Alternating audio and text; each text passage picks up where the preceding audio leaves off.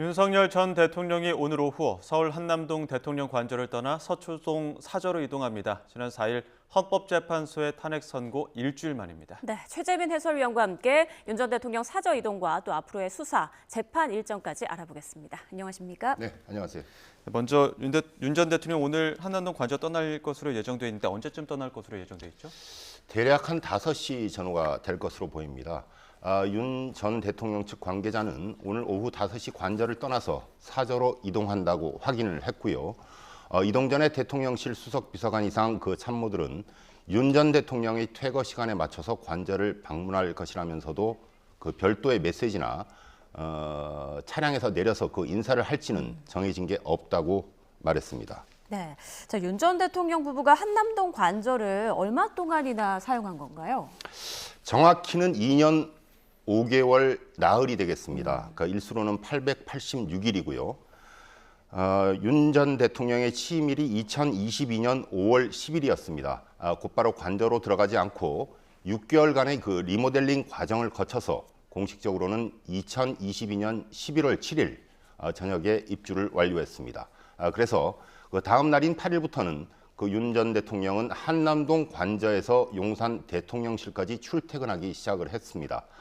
한남동 관저에서 그 용산 대통령실까지의 거리는 대략 한 4km 정도가 되고요.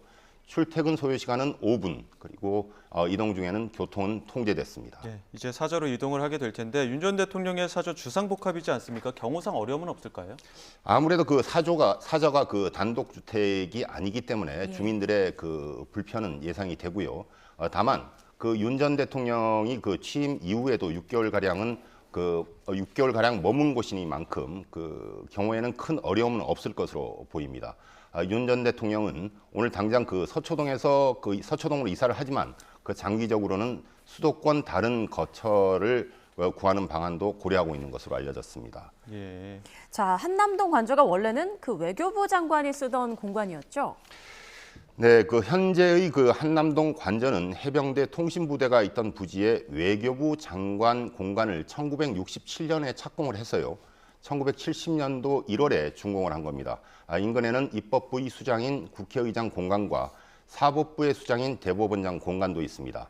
대통령 관저가 청와대에서 한남동으로 이전됨에 따라서 행정부, 입법부, 그리고 사법부의 수장이 모여 사는 상황이 연출됐는데 헌정사상 처음입니다. 한남동 대통령 관저의 첫 공식적인 VIP 방문은 2022년 11월 17일 그 사우디아라비아의 무함마드 빈 살만 왕세자 겸 총리가 되겠습니다. 네, 이제는 지난 4일 윤 전 대통령이 그 헌재 탄핵 선고로 대통령직을 상실을 했는데 경호는 어떤 방식으로 이루어지는 겁니까? 윤 전 대통령은 그 윤 대통령 등의 그 경호에 관한 법률에 따라서 그 앞으로 최대 10년까지 대통령 경호처의 경호를 받을 수가 있습니다. 최소 5년간 대통령 경호처의 경호를 받을 수 있고 한 차례 연장이 가능해서 최대 10년까지 받을 수가 있는 겁니다. 가장 큰 이유가 만일에 있을 불행한 사태를 막기 위해서인데요. 만약 윤 전 대통령이 파면되지 않았다면 사실상 생전에는 대통령의 경호를 받을 수 있지만 헌재에서 탄핵이 결정됨에 따라서 최대 10년으로 제한되는 겁니다. 네, 그러니까 전직 대통령으로서의 예우를 받지 못한다는 건데 그럼 대표적으로 이제 파면된다면 어떤 점이 달라지는 건지도 짚어주시죠. 네, 그 우선 임기를 마친 전직 대통령은 재임 시 임금의 그 95%를 평생 지급하는데 파면 시에는 이런 것들이 이제 없어지고요. 사망하면 국민묘지에 안장이 되는데 파면되면 자격이 박탈이 됩니다. 또한 그 공직 취임 제한에도 임기를 마무리한 그 전직 대통령은 제한이 없지만 그 파면 시에는 5년간 공직을 맡을 수 없다는 점이 다른 점이 되겠습니다. 저희가 지금 화면으로 이 시각 한남동 대통령 관저 모습 계속 보여드리고 있는데 어제 오후에도 지금 이 관저 인근에서 지지자들 그리고 퇴거 촉구단체가 모여서 시위를 벌이지 않았습니까? 네, 그렇습니다. 탄핵 반대 대학생들이 주축인 자유대학은 어제 저녁 이태원역 3번 출구 인근에서 모여서 관저 방향으로 윤 어게인이라고 이제 외치면서 행진을 했고요. 밤 10시 기준 경찰 비공식 추산 약 한 1000여 명 정도가 모여서 사기 탄핵이다. 윤석열 대통령은 우리가 지킨다. 같은 구호를 외치기도 했고요. 윤 대통령 지지자들이 이렇게 이제 목소리를 냈었고요. 반면에 진보 성향 그 국민주권당도 어제 저녁 한남동 관저 입구에서 윤 전 대통령 부부의 조속한 퇴거를 촉구하는 집회를 열었습니다. 참가자는 한 50여 명 가량이고요. 윤석열, 김건희 지금 당장 그 방을 빼라. 그리고 그 뭐 구속을 시켜라라는 그 구호를 외쳤고요. 두 단체는 약 한 150m 가량 떨어져 있어서 경찰이 그 양측을 갈라놨기 때문에 충돌은 발생하지 않았습니다. 네, 이 대통령 관저 퇴거를 놓고 과거에도 논란이 있었죠.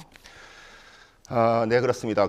이런 논란은 그 현행법상 그 퇴거 기한에 대한 그 명시적 규정이 없기 때문입니다. 예. 대통령의 권한은 탄핵 선고 즉시 소멸하지만은 거처 이동 시점은 그간 명확한 기준이 없이 사례마다 관행적으로 정리가 되어 왔습니다. 참고로 박근혜 전 대통령은 2017년 탄핵 선고 56시간 만에 청와대를 퇴거한 전례가 있습니다. 네, 오늘 관저에서 퇴거하는 윤 전 대통령, 또 당장 다음 주부터는 형사재판과 수사가 줄줄이 기다리고 있지 않습니까? 네, 윤 전 대통령이 대통령직을 상실하면서도 헌법에 규정된 불소추 특권도 더는 적용받지 못합니다. 검찰과 공수처는 기소와 수사 여부를 검토하고 있는 것으로 알려졌고요. 우선 오는 14일 내란 우두머리 혐의로 기소된 윤 전 대통령의 첫 정식 재판이 서울중앙지법에서 열립니다.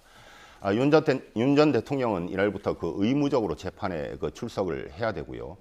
검찰은 12.3 비상계엄과 관련해서 윤 전 대통령을 직권남용 권리행사 방해 혐의로 추가로 기소하는 방안을 검토하고 있습니다.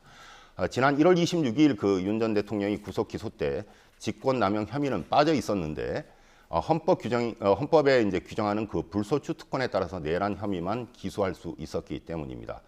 또한 정치 브로커 명태균 관련 의혹도 윤 전 대통령 수사가 불가피할 것으로 보이고요.